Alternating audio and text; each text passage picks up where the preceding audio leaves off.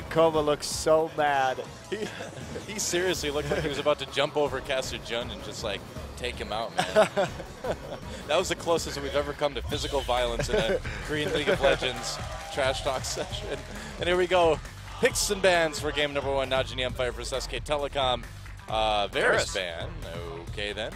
Kalista banned by SK Telecom. Varus ban. Huh. We've been seeing players kind of hover over it.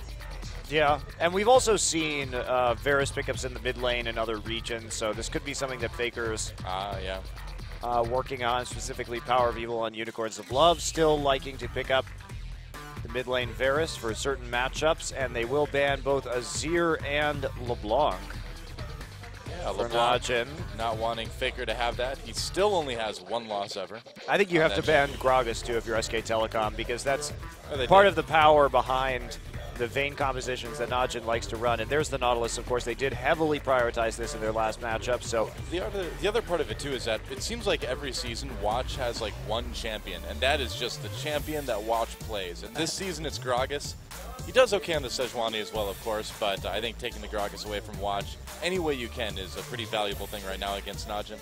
And there's Sejuani, yeah, like you said. So looking to farm up early on here. Tom can take the Rek'Sai if he so chooses for some more early game punch. But Alistar has been such a priority for SK Telecom. Wouldn't be surprised to see it here. And the Cassiopeia may be locked in. Now, Cassiopeia, we always talk about how good EasyHoon's Cassiopeia is. And especially in comparison to Faker, who is also skilled on the champion, but funny story is that Faker is actually professionally undefeated on Cassiopeia. So while we normally associate that champion with EasyHoon, Faker is 3-0 so far in professional games playing it himself. So no slouch. No, not at all. Been able to make plays on that like any other champion. Maybe Lulu and Noon? No. We'll see what NaJin actually picks. I don't know about that Xerath. What do you think? I would definitely not recommend picking that Xerath. I think Xerath is really not very good in the current meta. Take the Ahri instead. Go with the Nunu. Try and get some sort of hyper carry performance here. And why not go with what worked last week? Ahri it will be alongside the Nunu for Watch. So setting OQ up, the Vayne pick may be incoming. Yeah, certainly could be.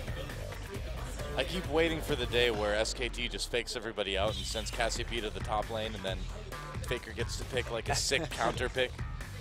Very last on red side. I don't think it's going to happen. Probably not this game, at least. No. So what is this? Where is this Nunu going? Is the question. Is this a support Nunu? I don't know. Yeah, that's a good point, actually. Duke just switched up to teleport Flash. Is Duke playing top Sejuani? Top teleport Sejuani.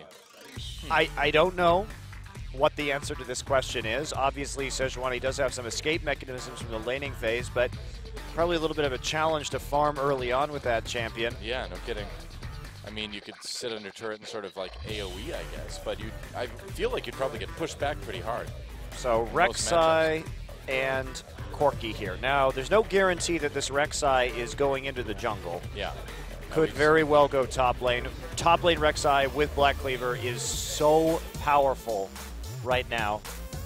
All right. And there is the Vayne. So it looks like this will probably be a support Nunu then, unless Pierre wants to play support Sejuani. Or support Maokai, please. Yeah, support Maokai as well. Both supports we've had. Support Ahri. Maokai mid. Yeah, Ahri's got the charm, you know. Get those sick 2v2s. All right. Well, in any case, yeah, it looks like it will be a support Nunu in this game, like you mentioned. So it's all about powering up that Vayne again, and they've got enough crowd control to peel for Vayne. So NaJin going with what worked against the Ku Tigers. Now, Rumble may go ahead and round out this composition. They want some power in the early game to try and take down NaJin. Maokai falling surprisingly far through the picks and bans this time, and that's going to be the Rumble lock-in. So they have some good scaling here with the Cassiopeia in mid lane, and they also have some really nice punch in the mid game with Corki and with Rumble. Maybe lacking a little bit of tankiness here, but they do have the Alistar to offset that somewhat. But even so, NaJin, with all that crowd control and their hyper carry with a blood boil in the late game is going to be difficult for SKT to deal with. So SKT needs to look for some early dragon fights here with the Corki. Try and scale off the dragon more than anything else. Well, the interesting thing, too, is that Sivir fell all the way through picks and bans this game as well. Yeah. I mean, generally speaking, SKT is a team that likes to play with the Corki, so that doesn't surprise me quite so much. Still, though. And OQ's been all about this Vayne recently. He certainly has been.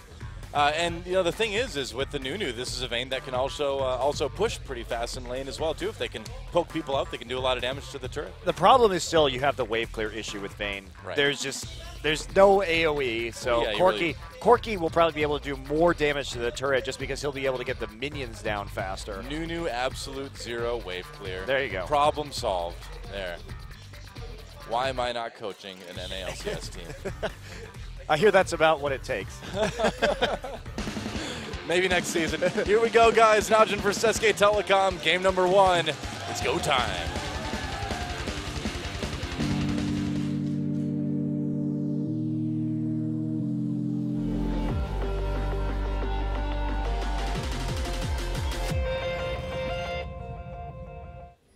See, it was actually supposed to be me getting that CLG job.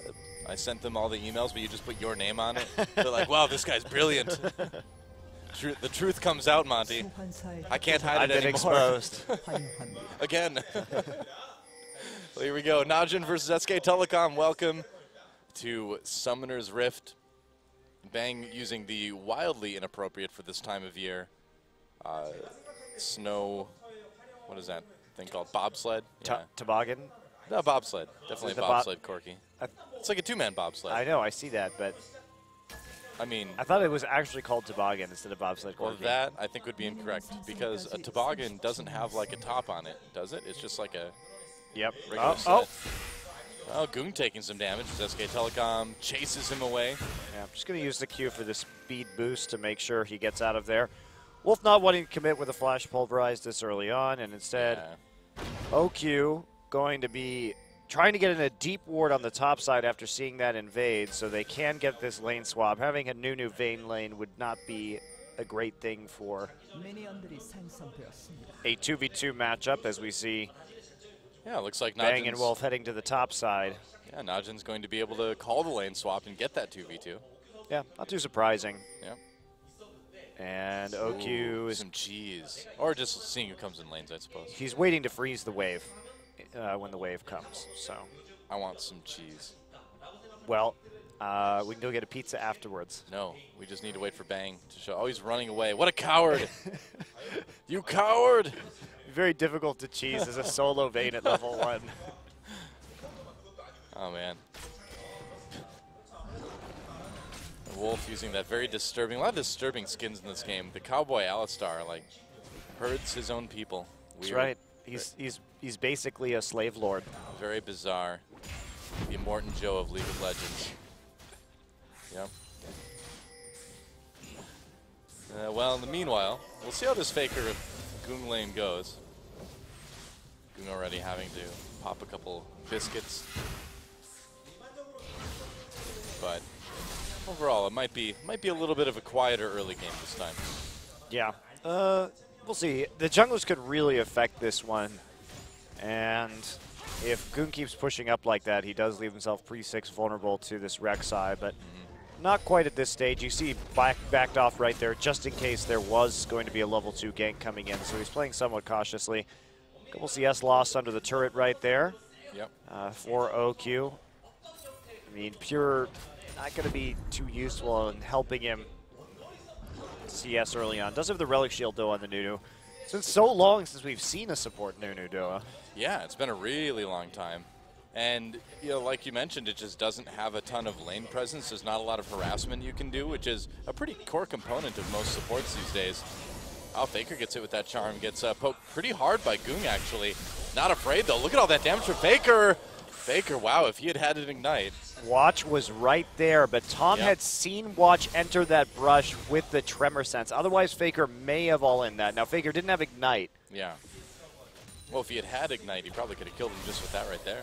Yeah, no Ignite, though, just has the cleanse to deal with the charms, doesn't want to get all in. Also, just so much range CC here. You've got the Glacial Prison as well. Taking a look at the win rates on these champions, Bang sporting an impressive 90%. He's played that Corki a lot. Yeah, yeah. So to maintain a win rate like that is pretty impressive.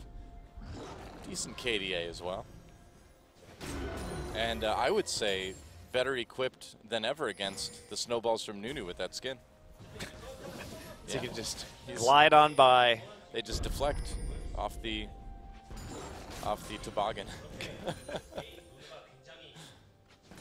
It's a fun word to say, you know? It's a good word. Toboggan. I wonder where it came from. Probably some, I'm just going to make a wild guess here, but some Scandinavian country. Why should I not make wild guesses? Isn't that what this is all about? That's right. That's what being a professional is, Noah. Wild guesses. That's right. Well, Bang and Wolf understandably pushing this lane back to turret again. And in the mid lane, more farm. Now, though, Tom doing his typical Tom thing and putting a million wards around the dragon early so he can fight the jungler if they ever go into his river. This is Tom's river. The bottom side is always Tom's river. You never get to go down there. If you come down there, he fights you in the river. Do you think they'd ever want to leave Vayne alone up in the... Oh, man. Meanwhile, action. Goong has to flash away. Looks like they'll get the summoner. So a little win for SK Telecom there. No flashes used on the SKT side for that one. Yeah, caught him out there because he started to move over to that side, and with so many wards around that area, it was just a free tunnel knock-up for Tom in order to blow that flash. So I was about to ask, do you think they would leave Vayne alone in the top lane and maybe send Nunu over to try to take an early dragon? Try to help Watch take an early dragon, perhaps? Maybe. That's a possibility, but I don't know if this Nunu has any points in Consume right now, which might make it difficult. True. Not really a reason to take Consume unless you're being heavily harassed, which they aren't going to be quite yet, just because this Alistar is mostly just a healing cow right now. Right. See what they do, though. Watch a little bit of action on to Marin in the bot lane here, Duke.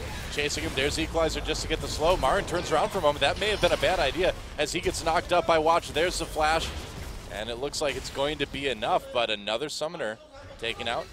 Oh, wow, did he barely hide in there? I don't think they saw Wolf. Oh, no, they did. All right, they did. Wolf in there. Yeah, they didn't see him until they threw the sapling in, but they suspected, considering that nobody in the top lane's on the map right now, and they're trying to initiate this lane swap, and we're going to have to see Marin TP just to make sure that he gets all the golden experience off of that wave. Okay, so this could actually lead possibly to a dragon opportunity for NaJin, depending on if they can take advantage of that teleport being down for Marin.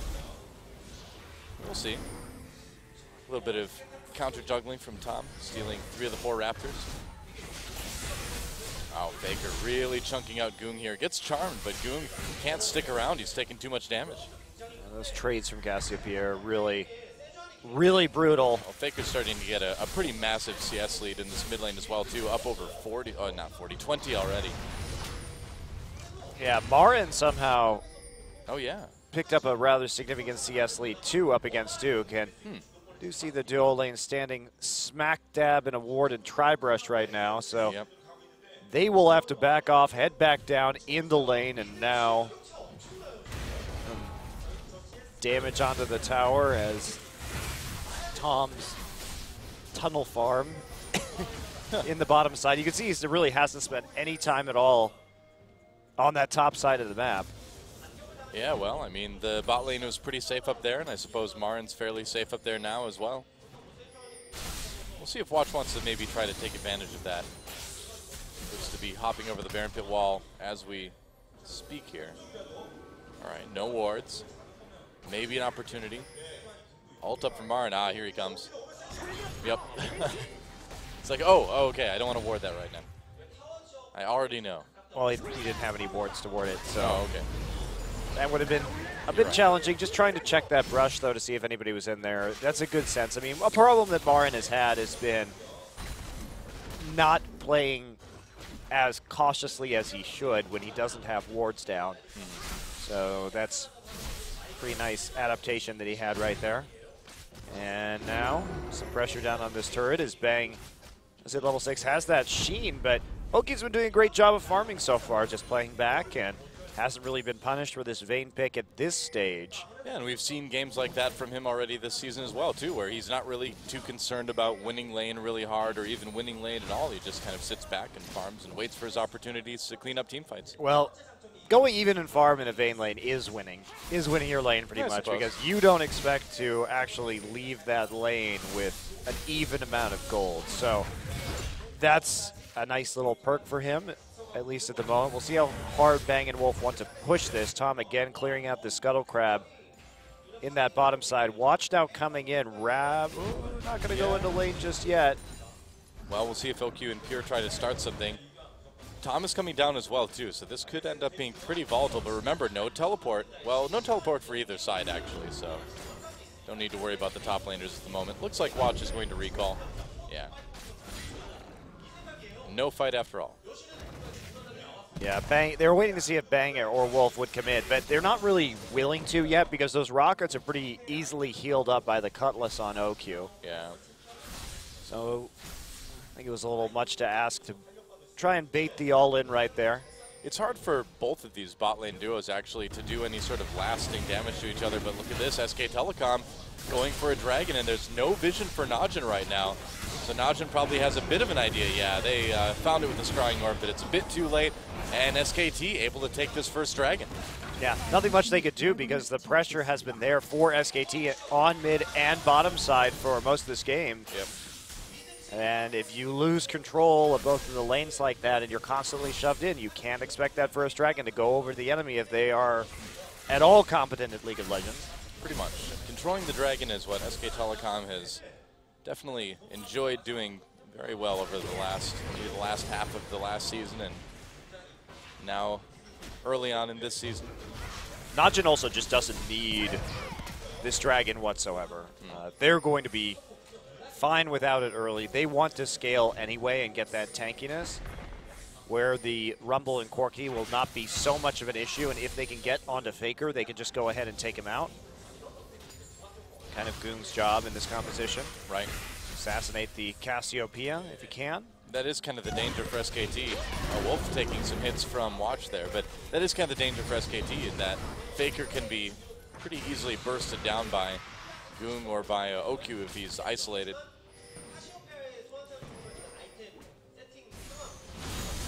Oh, Charm onto Faker. Goong doing a little bit more damage, but Faker's still coming out on top of that trade. Faker's item build is very interesting. So he went tier into Merc Treads this game. Yeah. So what he's trying to do, and I haven't seen this, is he's using the Merc Tread tenacity in this matchup just to take less time on the charm.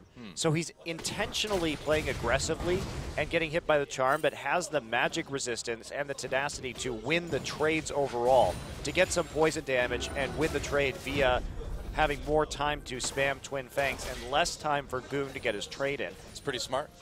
I think it's really smart in this matchup. Yeah. This is something we haven't seen Cassiopeia players do before, but you could see the logic behind it in terms of laning against this Ahri, and the results are there. He's 35 CS up at this point. Look how aggressively he can play because he's absolutely not scared of this charm. Even if it hits him, it doesn't really matter. Yep, they've got vision as well, too, so he doesn't really need to worry too much about anyone coming from the side. But yeah, Faker certainly with a big edge in this lane. Jeez. Yeah, wow. Anytime he hits him with the poison, those Twin Fangs are going to do so much. Well, Goong decided not to build any magic resistance whatsoever, too, going for that Morellonomicon, wanting some more sustain in this lane instead of trying to get an Abyssal or something that we would normally see against Cassiopeia. And there's the tower going down, so Bang just keeping that minion wave fresh long enough to pick up a little bit of global gold. And see if Faker actually goes into the bottom side at this stage and lets Wolf and Bang head into the mid lane just to siege down the tower. Might not be a bad idea. He's going over for the blue handoff right now, it looks like. You know, obviously his item build wouldn't be awesome against this Vayne, so that may cause some problems, but... Yeah. Oh, here we go. Faker pops that Ghost. He's going after him, or not the Ghost, rather, but a little bit of damage. Yeah, that's just the speed buff from Cassiopeia. Right. But yeah, Goong has to be so careful. You can see Faker not committing to that with the flash either. Just happy with these incremental leads he's getting by repeatedly pushing Goong out of lane. right, well, Goong having a lot of issues, already down by 50 CS. And Faker doesn't look like he's slowing up anytime soon. That's crazy for him to have that kind of advantage. OQ and Pure actually going to the mid lane right now just to clean up this wave. While Goong takes away the blue buff, so Faker coming back, going for the Archangel staff first, so trying to increase the speed of his stacking early on. This build is rather fearless. Normally we see those Cassiopeias go tier into Abyssal Scepter and then finish up the Archangels after that, but that is not going to be the goal here. He does not care about Goong's damage. Goong, no Morellonomicon yet. Do you think part of it, too, is that Faker wants to be ready to just do a ton of damage if he finds himself in a duel against OQ or Goong early on? Well, just wants to be able to keep up? I think that would be helpful if the Seraph's Embrace gets completed, sure. Abyssal helps you out with your damage, too. I just think he wants to scale quickly here. Oh, bit of a dive on the Duke here. Going to twist advance over to Wolf and be able to flash away. But Faker's going to get a lot of damage done on this mid lane turret, down to about half health now. And dragging up in about a minute. So we'll see if SKT can take that one again. Looks like they are going to get this tier 1 up in top lane. Yeah, and this is so problematic because I don't know what happened in the bottom lane between Marn and Duke early to create this big CS differential, but the solo lanes are both winning very hard for SK Telecom. And even though OQ went even, he doesn't have the wave clear to go bail out his losing lanes right now. So all of their towers just getting mercilessly chipped. And we start to see this large gold lead develop for SKT. Yep. And Martin just starting to get some wards down. NaJin wants to get a little bit of position on that. Now bangs in the mid lane. Okay. Yeah, so they will just go ahead and push down this mid turret. It's actually just going to Valk out right there. I guess so. Maybe wanting to go back and pick up his boots or something like that before Dragon spawns. Yeah, they're trying to set up for this Dragon fight, which is the reason for the back. But I think they could have put a little more pressure onto that mid lane turret. Well, maybe taking it out right there because they have so many wards. Look how many deep wards they had. They knew that nobody was going to be ambushing this Corki. Corki had Valk and Flash anyway, but I suppose slow and steady here. Just go for the Dragon, which is coming up. Don't leave that to chance, and then you could transition into the mid lane right afterwards. Well, it has been SKT's kind of prerogative for a while now. Is kind of slow and steady. Wait till the late game. But this time around, they're able to probably end things a little bit sooner if things keep going the way they are. A fight over the Sculler Crab, and it looks like Tom got it with Smite. Okay, yeah. With Smite, so he's got another charge coming in. So yeah, they do retain control of the Speed Shrine, which has pretty much been SK Telecom's on the bottom side this entire game so far. Pink wards are down, but they're letting NaJin get into the river right now. And they're going to lose that pink ward immediately, so Faker finally moving over. I guess to join up with the rest of the team, teleports available for both top laners right now. And SKT has started it, so some pushing on the mid lane from NaJin. Dragon getting lower, and there's a teleport coming from NaJin. They want to try to make a play here. Ult goes in a little bit early, though. Where's the follow-up? Faker not even needing to use that cleanse. Here comes Goong, though. Leaves the fight immediately. Wolf getting a nice pulverize onto Watch. Watch getting very low. Pure creating a nice big zone. Gets a kill. Gets first blood with that absolute zero. And NaJin on the run now. Tom went down, but it looks like SK Telecom should be able to push him back.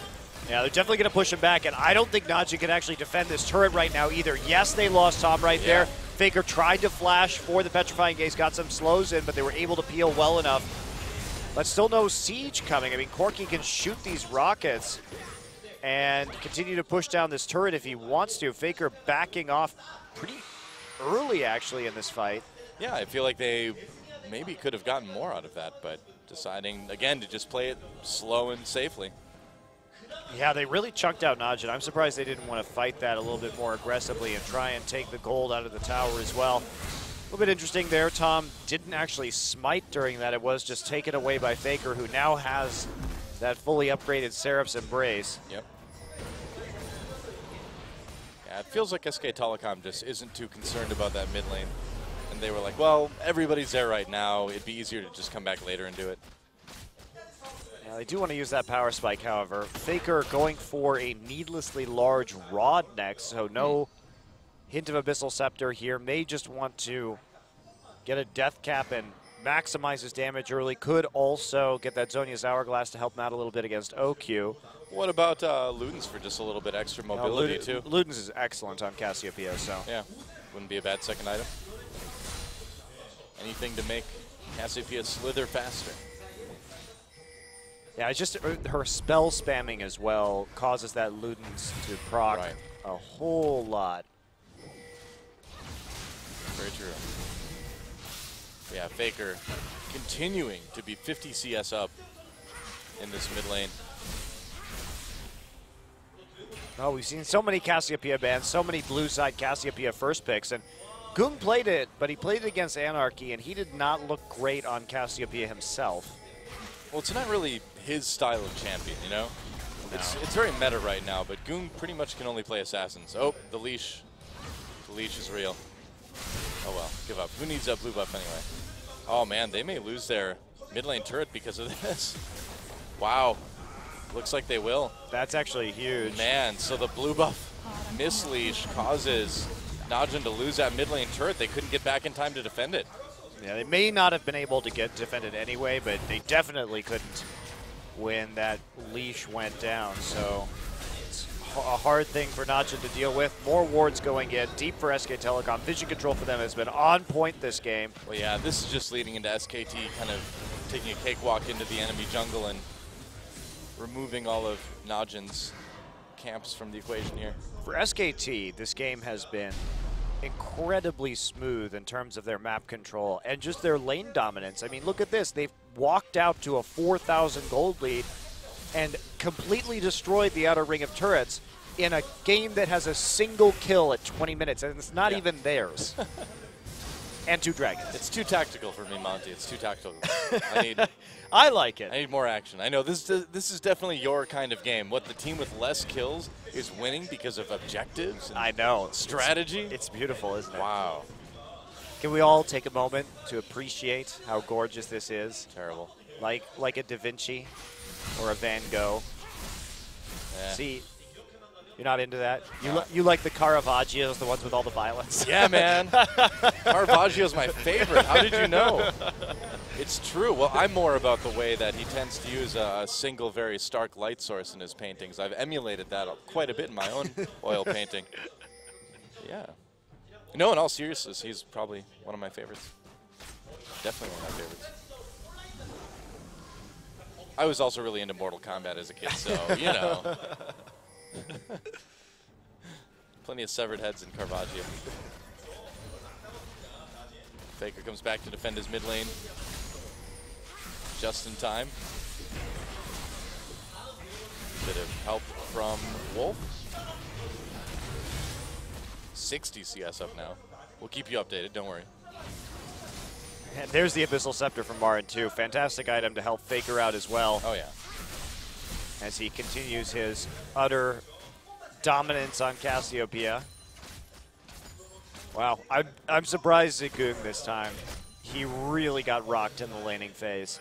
And the wards were there for Faker to do it. Tom actually playing a more Bengi style this game of just heavily warding around mid and in the enemy jungle, so Faker could play that aggressively with those early Merc treads. And there it is, Death Cap completed. It just seems like with Faker on your team in the mid lane, that's just the better way to play jungle. You know, you just need to give Faker the breathing room to do what he does best. Yeah, and Faker really only plays one way, and that's balls to the wall aggression. Hey, if it works, who's going to stop him? Well, not Gung this game, I guess, is the answer. Definitely not. Dragging up in about 25 seconds, but SK Telecom is so strong right now. I think NaJin's going to have a very hard time fighting this if they want to. Faker's in a huge power spike compared to Gung. He can just walk all over him right now. Marin, in the meantime, is just working. Let's get a turret. Why not? Working on that top side tower. Overheating a little bit, but he's got that TP up already. Duke is here, but he's going to have to home guard into top to deal with this tier 2 push. He's not even going to make it in time. Wow, they're just going to take the tier 2? Yeah, Marin just takes it. And Duke will be able to push him back for now. But Marin's fine with that. He's like, all right, I just need to get out of the way so that I can teleport down and help my team take Dragon in a moment. SK Telecom already activating it. And they've got the wards, too, to see where NaJin's coming from here. And Faker's just going to take apart this dragon so fast. Here we go. Teleport coming in. Missed SKT disengaging for now. Rockets coming in as well. Wolf blown up a little bit. Flashes away. Marin not teleporting yet. Now he comes into the bot lane. Dragon getting low. And it looks like NaJin will take it. SK Telecom wants some revenge. The equalizer not actually slowing down too many people on NaJin. So despite the strength for SK Telecom, NaJin actually making it out of that one. And it looks like they want to try to push this mid lane. This may be a bit brave, but hey, without the ults to worry about, why not? Well, that's a really weird timing from Marin right there. He was very late to that fight, even though Watch missed his ultimate and only got the slow. Because Marin wasn't there for the counter engage, they still actually managed to deal a lot of damage to Wolf, who had to flash out after using his ultimate. So really, it was a poor teleport and then a terrible equalizer from Marin. It was a very uncharacteristic fight for Marin. Usually you don't see that. Yeah, I wonder what happened up there. I have to take a look at the replay to see why exactly he was late, because he was pushing down that tier 2. And considering Duke's teleport timing, it looked like he was just waiting for the recall so he could go back and buy before he came in. But he didn't need to buy to take advantage of the edge that was handed to them already by NaJin. So a bit of a misplay from SKT. And we see that Aegis, as our observers pointed out, finished right now. So that's going to make Goong's life even harder while he struggles to get his death cap. Yeah, it just doesn't seem like Goong is going to be in a position to really blow anybody up this game unless he can get back onto Bang, rather. Well, even Bang is going to have a Blade of the Ruined King soon, so he'll have that active at least to help him out. Yep. So it's really on OQ, you know? OQ needs to find opportunities and fights to really carry this team. Yep, there's the Blade done right now. He's already got that Aegis from Tom. Yeah. But SKT, the Dragon going to NaJin is obviously quite good for NaJin because they're stalling out this game. Now, I'm not sure that even this Blood Boiled Vein is going to be able to do more than... Oh, Marin having to use that equalizer, getting caught by OQ, flashing away. Duke's going to jump right on him. Marin getting OQ very, very low. OQ barely making it through that fight, but SK Telecom taking Baron in the meantime. Watch knows, but Wolf just shoves him away. Baron taken by SK Telecom. Yeah, so Marin giving his life for that one. You can't commit on the bottom side of the map to that degree without teleport with your AD carry, who's the only person on your team doing damage because of how far behind Goong is, against SKT, who has a Cassiopeia and a Blade of the Ruined King on their AD carry already, because that Baron is just going to melt like we saw. That said, NaJin does manage to take a tier 1 in bot lane out of it, so able to get a little bit of something. As but now, you know, who's there? Tier 2 in mid? Yeah, who's there to take the... Who's there to defend this? Nobody, really. Barely survives for now. Well, they're worried about Goong's flank right here. They've got the wards to give him the heads up. Misses the charm, actually, as Tom emerges from the tunnel. Seemed pretty close, but didn't quite connect. Yeah, now Marin all the way down in bot lane again. Pushing things up, so not able to teleport up to help SK Telecom if they need him. Now moving over. So NaJin not quite dead yet.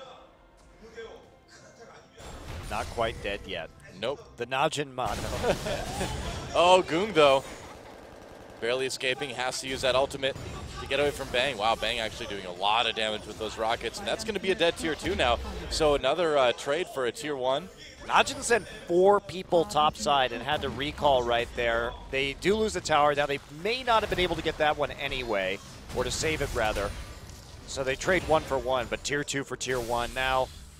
SK Telecom looking to move this minion wave closer to the last tier 2 standing for NaJin EM Fire. Yeah, and the more they can do that too, the easier it's going to be to take this dragon as well, and even things up in that regard. I'm surprised that SK Telecom has been so passive this game with the advantage that they have. They're playing this really safely.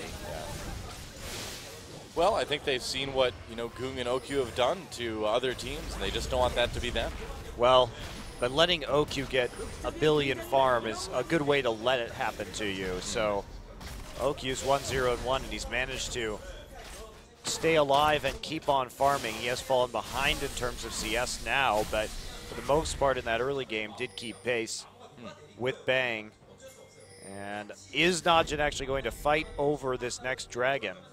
Well, might be tough if they do. Faker picked up his Void Staff, so he's going to be doing even more damage now. Yeah, Faker's completely ridiculous at this point in time. Yeah. 675 AP already. Meanwhile, Marin's got his Zonias. Tom has his Locket of the Iron Solari, so they've got that MR as well, too. So yeah, SKT is really in, again, you know, prime position for a team fight here, but we'll see if NaJin gives it to them. Yep, just pushing forward, making sure they have pressure for when this dragon starts. Ward's already set up by SKT. Right. NaJin's done, I feel like, a pretty good job of being evasive this game. Teleport coming in, though, for Marin.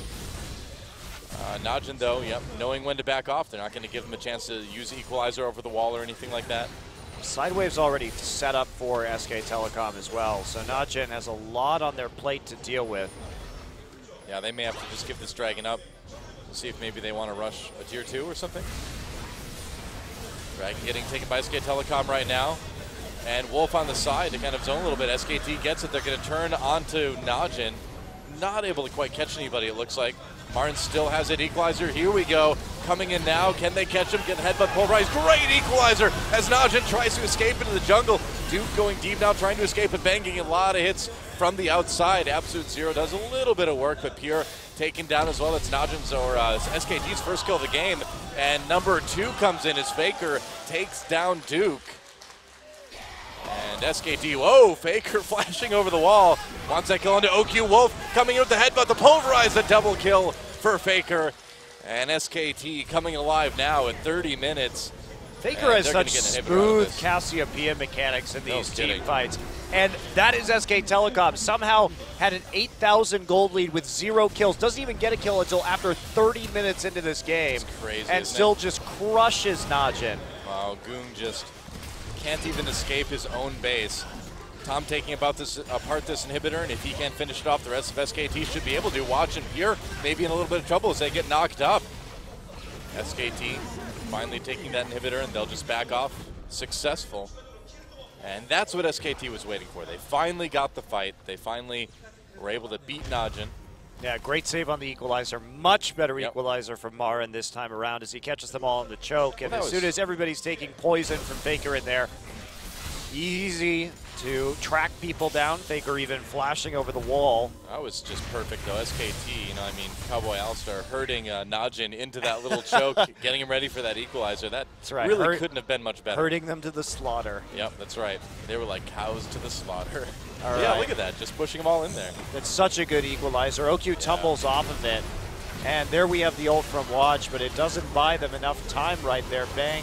Just going to QSS out of it, and remember that Faker has cleanse as well. So here he comes, getting the poison down, getting that little bit of speed, and then hitting all those twin fangs to finish it off. And this flash right here over the wall with the petrifying gaze forces a flash out of OQ, forces that condemn, but doesn't actually get the stun.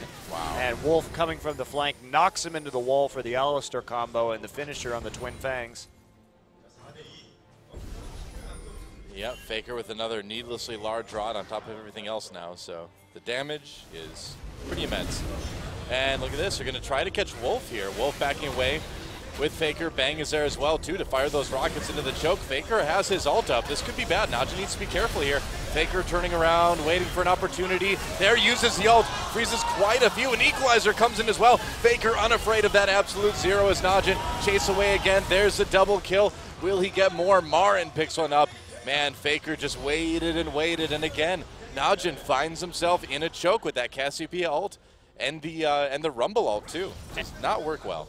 And Faker waited so long on that petrifying gaze, actually waiting until Wolf went down to find the right time to use it. Watch. It really was perfect. Picked the wrong bush to recall from, and now that corresponds with Baron coming right back up. So NaJin did what they could. They had to make a pick before that Baron started. Their only way to get back into the game was to get a pick before Baron, take Baron, and try and rush the Nexus. Not going to happen. That Baron could not have come up in a more perfect time for SKT. Yep. Man, that Cassiopeia ultimate, we knew it was coming. Everyone was just like, all right, wait for it, wait for it. Wait for it. Yep. There it was. There is Wolf. Pretty perfect. Buffing minions. Tom now void rushing into the bottom jungle. Not going to be able to get down to that minion wave with the Vayne there.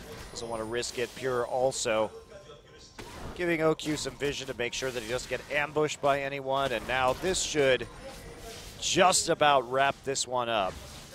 I would say so. I think it's going to be very difficult for NaJin to fight this. Bang coming in, just decides to jump right onto Goong. Whoa, Wolf comes in with the headbutt pulverize. Wow, it knocked him out of the Spirit Rush No right kidding, there. Yeah.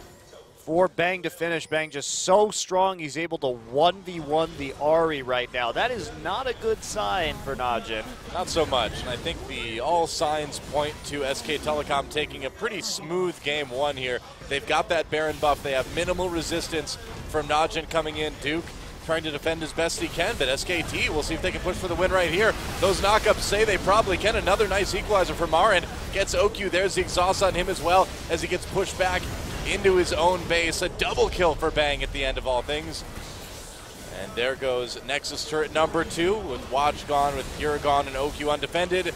That is going to be game one going to SK Telecom.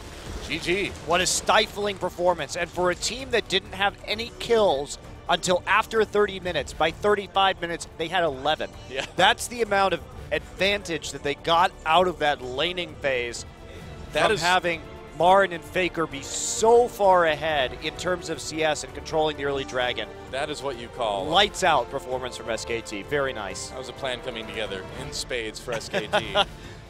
Yeah. Yeah.